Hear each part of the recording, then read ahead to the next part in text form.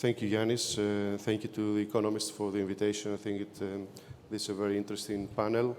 I would like to start with the larger European picture to understand where we are at the moment and focus more on the energy sector, because this is where the core of the crisis is.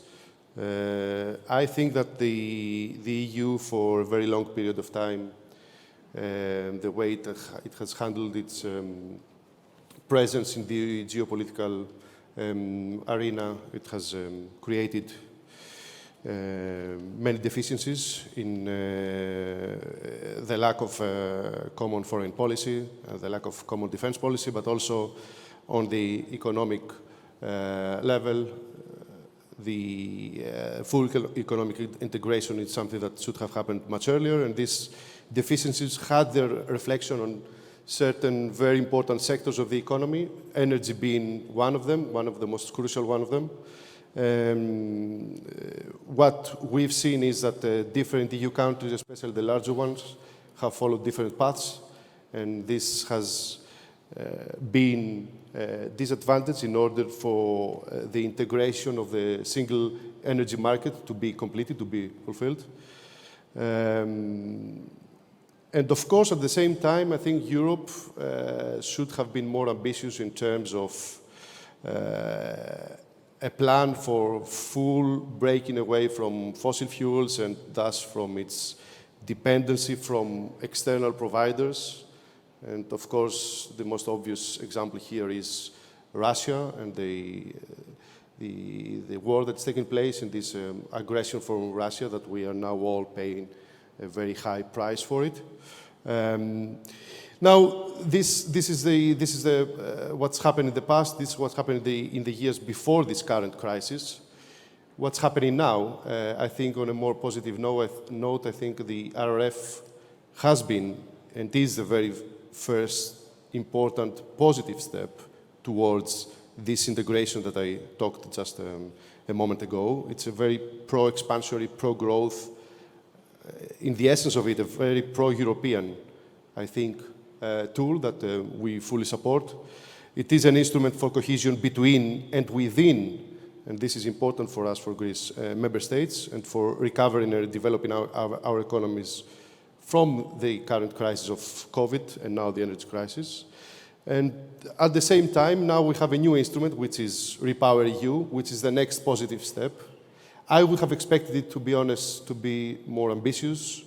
I would have expected it to be, to be greener. I would have expected it to come earlier, but it's better late than never. And its very existence, I think it's very important for Europe. It's very important for countries as Greece. Now, we have RRF, we have REpowerEU, but how can countries like Greece benefit from this instrument, especially REpowerEU, which is the main instrument that is being created to tackle the energy crisis? So what's happening in Greece? To be honest, my view is that Greece was not prepared to tackle the consequences of this energy crisis. I have to remind to you that it was a whole year ago, it was July 2021, when in the National Parliament we addressed the issue that Greece already had the highest wholesale price of electricity in the EU. From the government back then, the response was that this crisis was a mere bump in the road to high growth. We all know what happened next, what happened in the last year in our country, on macroeconomic, on fiscal, but also on social level. We are currently paying the highest price in all EU of this energy crisis.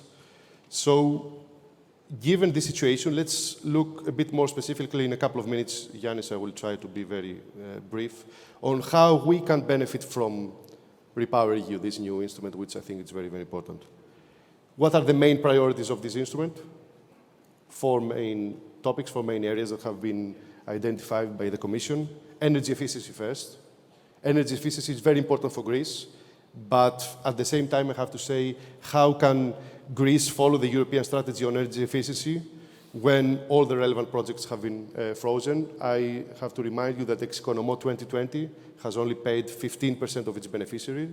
Execonomo 2021 and 2022 do not even exist yet. And at the same time, the ambitious program Electra for public and municipal buildings, energy efficiency, which was created by the previous government, has been completely abandoned by the current government. So energy efficiency is a very important sector, but I think we are very much lagging behind the needs of the current crisis. Second, very important priority for REpowerEU is diversification of supplies and energy sources. On European level, and I have to be very clear on this, diversification cannot be materialized only through natural gas, of course. REpower needs to be much more ambitious on its green targets in that respect.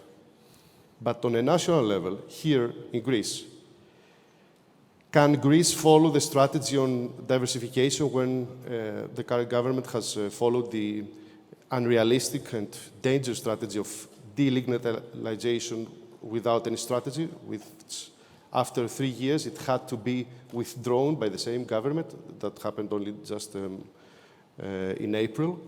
How can we achieve diversification of energy sources without investment on adequate electricity grid, on networks, on a regulatory framework for storage? And most importantly of all, given the level of the current crisis, what we need is an updated and revised national energy strategy for 2030 and 2050, which we are lacking at the moment, with all these developments that we have the last few months. So we are very skeptical about this priority of REpowerEU, the way the current government is handling it as well. Third is the acceleration of the rollout of renewables, which I personally think is the most important probably of all. We need to go into a greener economy. We need to stop our dependence on fossil fuels and, of course, on external providers of fossil fuels. But how can we achieve a massive scaling up and speeding up of renewables, as REpowerEU is suggesting, is promoting, without a legislated framework for spatial planning and sustainable development for renewables?